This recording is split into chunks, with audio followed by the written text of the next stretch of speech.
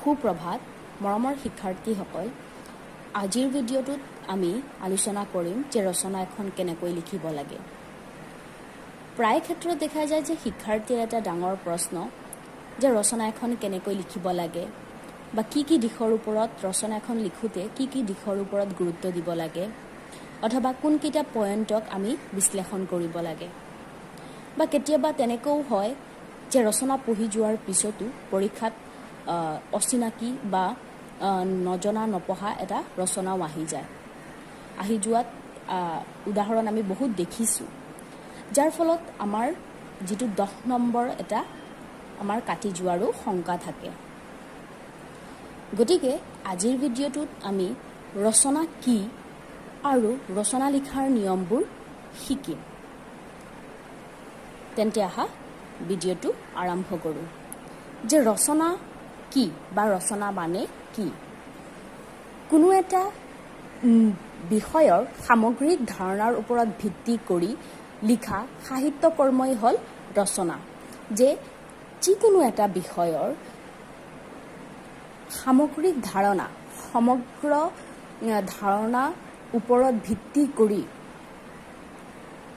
কৰি লিখা সাহিত্য কৰ্ম তাক যেতিয়া আমি যিকোনো এটা বিষয়ক যেতিয়া আমি সামগ্ৰিক ধাৰণাক যেতিয়া সজাই পৰাই সাহিত্যৰ ভাষাৰে লিখিম তেতিয়াই কি হ'ব তাক ৰচনা বুলি ক'ব পাৰি অথবা কোনো এটা বিষয় সম্পৰ্কে যুক্তি বিশ্লেষণ অথবা তথ্যানুসাৰে লিখা কথাই হ'ল ৰচনা যে যিকোনো এটা বিষয়ক আমি কি যুক্তি বিশ্লেষণ তাক আমি যুক্তিৰে বিশ্লেষণ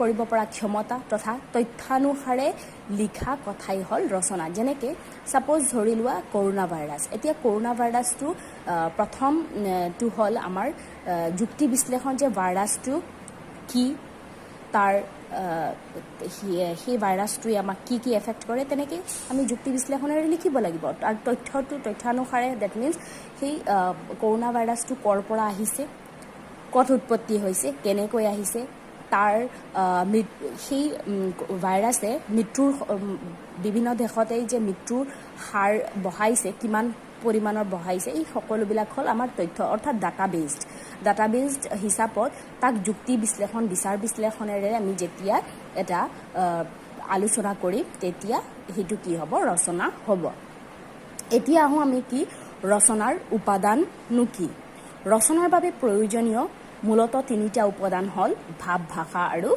প্ৰকাশভংগী ভাষা হ'ল যিটো বিষয়ৰ ওপৰত ৰচনা আহিব সেই ভাষাটোৰ লগত অৱশ্যে প্ৰত্যেকজন শিক্ষাৰ্থীৰে পৰিচয় থাকে গতিকে তাক এক্সপ্লেইন কৰাৰ ক্ষেত্ৰত বা ভাষাটো বুজাৰ ক্ষেত্ৰত আমাৰ বা তোমালোকৰ একো কি নহয় সমস্যাৰ নহয় ইয়াৰ পিছত হ'ল ভাৱ হ'ল এতিয়া পৰিৱেশ প্ৰদূষণ সাপোজ পৰিৱেশ প্ৰদূষণ আহিলে সেই পৰিৱেশ প্ৰদূষণৰ ৰচনাটোৰ জৰিয়তে কি ভাৱ প্ৰকাশ কৰা চেষ্টা কৰা হৈছে যে পৰিৱেশ কিহৰ কাৰণে প্ৰদূষণ হয় বা পৰিৱেশ প্ৰদূষণ হোৱাৰ কাৰণনো কি সেই ভাৱটো প্ৰকাশ কৰিছে আৰু তাক যেতিয়া তোমালোকে সেই ভাৱটো বুজি পাবা আৰু তাক যেতিয়া এক্সপ্ৰেছ কৰিবা প্ৰকাশ কৰিবা আৰু লিখনৰ মাধ্যমেৰে তাক যেতিয়া সাৱলীল সুন্দৰভাৱে প্ৰকাশ কৰিবা তেতিয়াই কি হ'ব সেইটো এটা ভাল ৰচনা হৈ উঠিব গতিকে ৰচনা এটা উপাদান তিনিটা হ'ল ভাৱ ভাষা আৰু প্ৰকাশভংগী কেতিয়াবা কি হয় আমি 10 নম্বৰৰ ৰচনা এটাত বহুত লিখোঁ ইয়াৰ পিছত আমাৰ নম্বৰটো বহুত কম আহি যায় ইয়াৰ কাৰণটো হ'ল ভাষা আৰু প্ৰকাশভংগী ভাষা আমি ভাৱটো বুজি পাইছোঁ ভাৱটো বুজি পোৱাৰ কাৰণেহে আমি 2-3 বা 4 পেজ আমি লিখিব পাৰিছোঁ কিন্তু তাৰ যিটো ভাষা আছিল তাৰ যিটো লেংগুৱেজ আছিল বা তাৰ যিটো প্ৰকাশভংগী লিখাৰ যিটো ষ্টাইল আছিল সেই প্ৰকাশভংগী এক্সপ্ৰেছ কৰাৰ প্ৰকাশভংগীটো ভাল নোহোৱাৰ কাৰণে কেতিয়াবা কি হয় আমাৰ নম্বৰবিলাক কাটি যায় এতিয়া নেক্সট আহো ৰচনা লিখাৰ নিয়মবোৰ ৰচনা এখন লিখোতে কি নিয়ম আমি পালন কৰিব লাগে বা কি দিশৰ ওপৰত আমি কি কৰিব লাগে গুৰুত্ব দিব লাগে ৰচনা লিখিবলৈ কিছুমান দিশৰ প্ৰতি লক্ষ্য ৰাখিব লাগে আৰু সেই দিশসমূহ হ'ল প্ৰথমেই বিষয়বস্তু নিৰ্বাচন। এতিয়া সেই বিষয়বস্তু নিৰ্বাচনটো ইতিমধ্যে কুৱেশ্যন পেপাৰতেই বিষয়বস্তু নিৰ্বাচন কৰাই থাকে। গতিকে সেই বিষয়বস্তু নিৰ্বাচন অলৰেডি থাকে, তাক মাত্ৰ কি কৰিব লাগে, বিশ্লেষণহে কৰিব লাগে। এতিয়া বিশ্লেষণ কৰাৰ ক্ষেত্ৰত কি কি দিশৰ ওপৰত গুৰুত্ব দিব লাগে? বিষয়বস্তু সম্পৰ্কে জ্ঞান আৰু তথ্য নিৰ্দেশ, সেই বিষয়বস্তু যিটো বিষয়ৰ ওপৰত ৰচনা লিখিবৰ কাৰণে আহে সেই বিষয়টো সম্পৰ্কে তোমালোকৰ জ্ঞান থাকিব লাগিব, নলেজ থাকিব লাগিব। সেই বিষয়নো কি তাক প্ৰথমে জানিব লাগিব। আৰু অৱশ্যে ৰচনা ইমানো কঠিন বা ক্ৰিটিকেলি নাহে যিটো তোমালোকে যে এক্সপ্লেইন কৰিব নোৱাৰিবা। গতিকে মাত্ৰ তাক বুজিব লাগে আৰু তাক কি হিচাপত প্ৰকাশ কৰিব লাগে, কি ভাৱত প্ৰকাশ কৰিব লাগে, তাক যদি আৰু কোনকেইটা দিশৰ ওপৰত গুৰুত্ব দিব লাগে সেইকেইটা বিষয় যদি তোমালোকে বুজি পাই যোৱা, বাকীখিনি তোমালোকে নিজেই লিখিব পাৰিবা। তৃতীয়তে চোৱা ভাৱ-ভাষা আৰু প্ৰকাশভংগীৰ সংযোজন।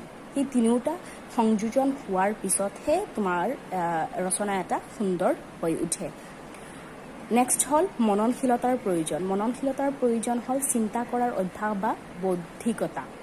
সেই তুমি কি হিচাপত তাক চিন্তা কৰিছা বা সেই ৰচনাটো কি হিচাপত তুমি উপস্থাপন কৰিছা তাৰ ওপৰত গুৰুত্ব দিব লাগে। ইয়াৰ পিছত যুক্তিনিষ্ঠৰ প্ৰকাশ। যুক্তিনিষ্ঠৰ প্ৰকাশ, তাক যুক্তিৰে আকৌ বিশ্লেষণো কৰিব লাগিব। ৰচনা বুলি কওঁতেই কেৱল যে সেই বিষয়টোৰ ওপৰতেই গাই যাবা তেনেকৈ নহয়, তাক নিজে যুক্তিৰে বিচাৰ কৰিব লাগিব, বিশ্লেষণ কৰিব লাগিব। ইয়াৰ পিছত তাক তথ্যৰেও উপস্থাপন কৰিব লাগিব আৰু শেষত গৈ সিদ্ধান্ত, মতামত বা ফিডবেক এটা, নিজৰ মতামতনো কি বা নিজে তুমি কি বুলি ভাবা, সেই বিষয়টোৰ ওপৰত কি বস্তু বা কোনখিনি কৰিলে কিমানখিনি উন্নত হ'ব বা কিমানখিনি হ্ৰাস পাব বা সমস্যা কিমানখিনি সমাধান হ'ব, সেই নিজৰ মতামতটো দিব লাগে। এয়াই আছিলে ৰচনা এখন লিখোঁতে এইকেইটা দিশৰ ওপৰত গুৰুত্ব দিব লাগে। নেক্সট আহিল আমাৰ ৰচনাৰ প্ৰকাৰ। ৰচনা কি কি ধৰণৰ হ'ব পাৰে? প্ৰথম হ'ল বৰ্ণনামূলক ৰচনা। বৰ্ণনামূলক ৰচনাত তাক ভালকৈ বৰ্ণনা তথা এক্সপ্লেইনহে কৰিব লাগে, বিশ্লেষণ কৰিব লাগে। দ্বিতীয়তে হ'ল বৃত্তান্তমূলক হ'ল ভাঙি পাতি কোৱা কথা বা কোনো কথাৰ আদ্যোপান্ত বিৱৰণ, একদম আদিৰ পৰা ভাঙি পাতি পুংখানুপুংখভাৱে বিৱৰণ কৰা, বিশ্লেষণ কৰাকে বৃত্তান্তমূলক ৰচনা বুলি কোৱা হয়। আৰু তৃতীয়তে হ'ল চিন্তামূলক ৰচনা। চিন্তামূলক ৰচনা, তাক নিজৰ বিচাৰ বিশ্লেষণেৰে তাক যেতিয়া চিন্তা কৰি তাক লিখনৰ মাধ্যমেৰে তাক প্ৰকাশ কৰিবা, তেতিয়াই কি হ'ব, চিন্তামূলক ৰচনা হ'ব।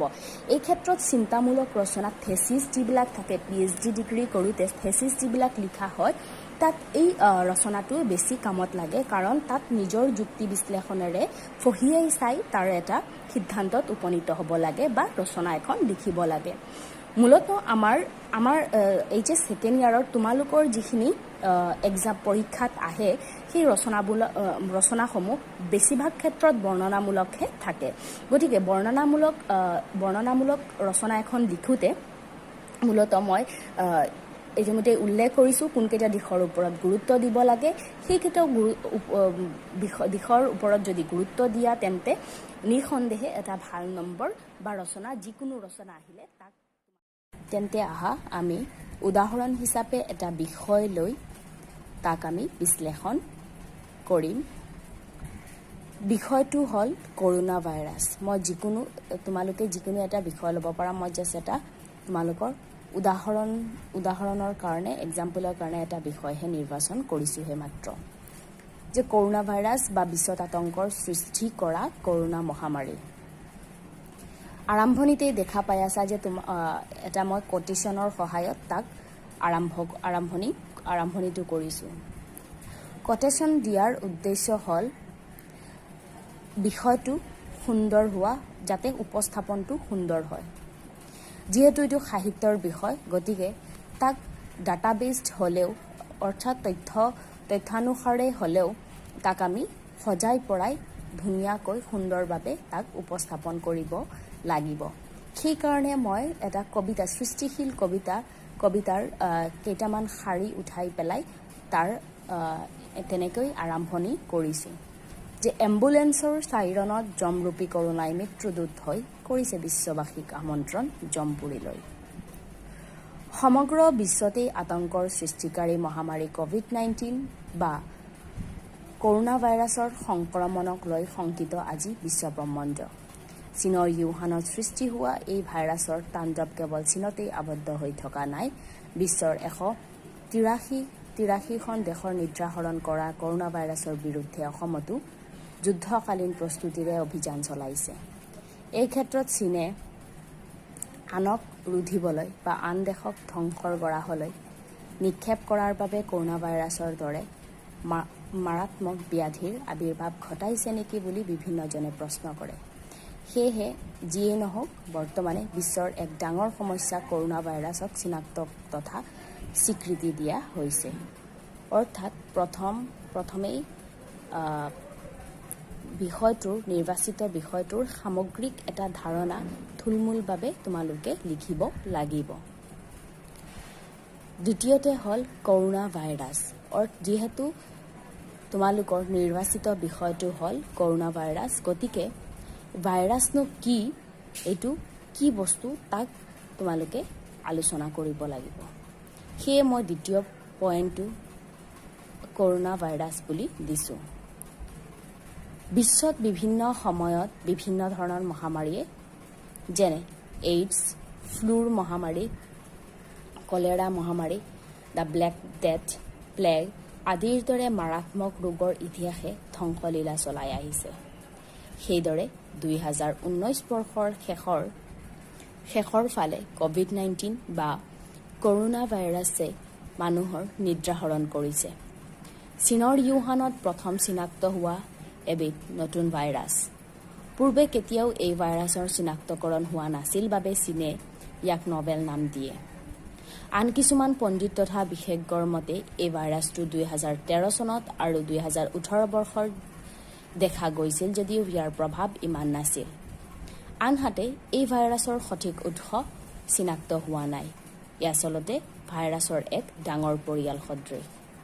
প্ৰতিবেদন মতে আৰম্ভণিতেই চীনৰ ইউহানত এই ৰোগৰ পতিত হোৱাত বহু সংখ্যক ৰোগৰ বৃহৎ সাগৰীয় খাদ্য আৰু জীৱ-জন্তুৰ মাংস বজাৰৰ লগত সম্পৰ্ক থকাৰ কথাই এই ভাইৰাছৰ উৎস জন্তুৰ দেহতে হোৱাৰ ইংগিত দিয়ে। আন কিছুমানে আকৌ সন্দেহ কৰে যে এই ভাইৰাছ বাদুলিৰ দেহৰ পৰা সংক্ৰমণ হৈছে বুলি। অৰ্থাৎ দ্বিতীয় পইণ্টটোত তোমালোকে সেই ভাইৰাছৰ নিৰ্বাচিত বিষয়টোৰ বিষয়ে কি জানা তাক সংক্ষেপে আলোচনা কৰিব লাগিব। সেই কৰোণা ভাইৰাছৰ দ্বিতীয় পইণ্টটোৰ আকৌ সাব পইণ্ট এটা হ'ল এই ভাইৰাছৰ লক্ষণ। অৰ্থাৎ ভাইৰাছৰ লক্ষণনো কি, চিমটমছবিলাক কি কি? চৰ্দি, ডিঙিৰ বিষ, কাহ, মূৰ বিষ, জ্বৰ, হাঁচি, অৱসাদ, শ্বাসকষ্ট, নিউমোনিয়া আৰু কোনো কোনো ক্ষেত্ৰত ডায়েৰিয়া আৰু বমি হোৱাও দেখা যায়। এই ৰোগৰ আক্ৰান্ত ব্যক্তি ৰোগ প্ৰতিৰোধ ক্ষমতা দুৰ্বল হৈ যায়। বয়স্কসকলৰ সহজে আক্ৰান্ত হ'ব পাৰে। কৰোণা আক্ৰান্তই শ্বাসকষ্ট, কিডনিৰ সমস্যা, ডায়েৰিয়াত ভুগিব পাৰে আৰু শেষত মৃত্যুক সাৱটিব লগা হ'ব পাৰে। আনহাতে কেতিয়াবা লক্ষণবিহীনভাৱেও এই ভাইৰাছে আক্ৰমণ কৰা দেখা যায়। ইয়াৰ পিছত দ্বিতীয়টো সাব পইণ্ট হ'ল যে কৰোণা ভাইৰাছৰ সংক্ৰমণ ৰোধ কৰাৰ বাবে ল'বলগীয়া সাৱধানতা বা পদক্ষেপ। কেৱল এইটো বিষয়ে নহয়, যিকোনো বিষয়কেই যদি নিৰ্বাচিত যিকোনো বিষয়ে তোমালোকে যদি লোৱা আৰু তাক যেতিয়া আলোচনা কৰিবা বা লিখাৰ চেষ্টা কৰিবা, প্ৰথমেই লিখাৰ আগত মনত এটা ধাৰণা কৰি ল'বা যে কি কি বিষয় লিখিব লাগে। প্ৰথমেই তোমালোকে আৰম্ভণিটো দিবা, সমাপ্তিটো দিবা, হৈ গ'ল। অন্ততঃ তোমালোকে 5টাকৈ পইণ্ট আলোচনা কৰিব লাগিব তেহে তোমালোকৰ যিহেতু 10